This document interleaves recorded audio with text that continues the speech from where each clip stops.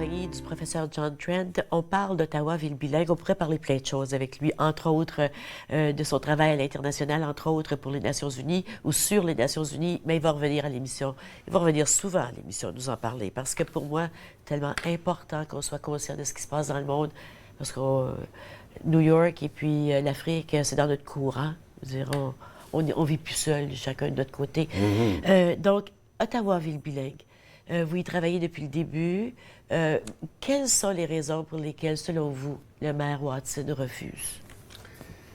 Bien, on peut dire qu'il ne veut pas que les francophones aient leurs droits. Je ne sais pas. On peut dire qu'il est simplement contre cet aspect que, comme il dit, on a déjà une politique de bilinguisme, et c'est vrai.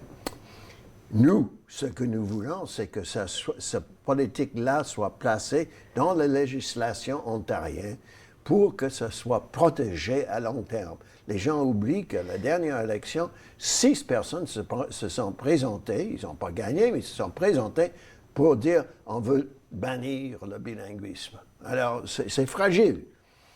Et donc, pour moi, je pense que la raison principale que le maire refuse, c'est parce qu'il est politicien. Et il croit que ça pourrait soulever une espèce de tollé d'anglophones en colère. Donc, il ne veut pas lors de la prochaine élection. Et il pense qu'il a les francophones qui va l'avoir et ça ne serait pas augmenté. L'appui pour Ottawa, ville bilingue, il est grand présentement. C'est pas rien que les organismes francophones. C'est des organismes comme l'Université d'Ottawa, je veux dire, c'est bilingue, là. C'est gros, là. L'hôpital Montfort. Il y a plein de grosses institutions qui ont appuyé, qui continuent d'appuyer. Oui, nous sommes allés voir les conseils d'école, nous sommes allés voir les églises. Est-ce que vous avez obtenu des appuis des conseils anglophones? Oui.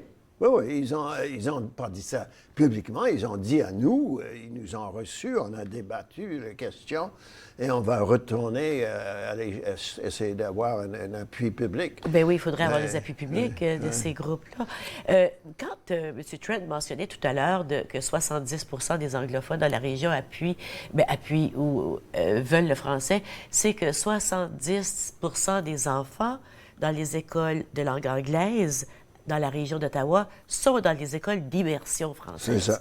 Donc, c'est un signe clair que les parents appuient la francophonie. Tout à fait. Oui. Mais maintenant, il y a une question que vous m'avez posée, c'est la situation internationale. Hein? Oui. La situation internationale. Ce que j'ai posé à M. Trent avant l'émission, c'est est-ce que vous pouvez nous dire comment cette lutte, cette revendication des Franco-ontariens ou des francophones d'Ottawa s'inscrit dans l'échiquier mondial qu'on vit présentement? C'est ça. Tout à fait. Et donc, quels sont les éléments de la politique actuelle, Trump et les nationalistes européens et ainsi de suite? Alors, exclusion, division, peur, haine. Hein? C'est le contraire de ce qu'on essaie de faire promouvoir au Canada par la culture canadienne. Et c'est aussi une question pour nous d'essayer de dire,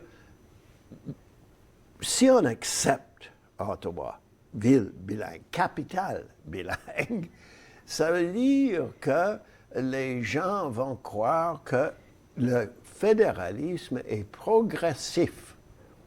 Alors, il y a certaines personnes au Québec qui aimeraient entendre ça, que le fédéralisme peut faire du progrès, changement et développer. Et ça aussi, on chante cette chanson aux anglophones pour qu'ils comprennent qu'ils ont un devoir à faire. Est-ce qu'il y avait, j'ai écouté une entrevue, puis on n'a pas le temps d'entrer en détail là-dedans, mais avec Thomas Friedman, dernièrement, vous connaissez, qui parlait de présentement il y a deux conflits, il y a ceux qui bougent rapidement et ceux qui veulent, alors l'économie, les frontières qui tombent, tout bouge. Et il y en a qui veulent mettre un mur pour arrêter de bouger, mais ça n'arrêtera pas. C'est les Trump et les Brexit et les Le Pen de ce monde. Et il y a l'autre vision des choses qui dit qu'il faut se tenir dans l'œil de l'ouragan, puis aller avec, puis comprendre et accepter ce mouvement. Vous vous situez dans l'œil de l'ouragan. Vous dites, nous, comme Ottawa, ville bilingue, on veut prendre notre place dans ce monde changeant. Tout à fait. Et même plus, on devrait devenir un symbole d'une ville globale. Est-ce que vous pensez que ça pourrait arriver avec Ottawa, ville bilingue? On pourrait aller jusque-là? Oui, c'est ça ce qu'on propose.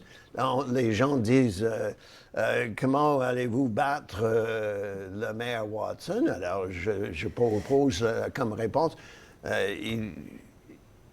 il sait qu'il y a une opposition qui est là et que nous sommes là aussi longtemps qu'il est et on va poursuivre nos actions contre lui. Alors, il doit s'ajuster.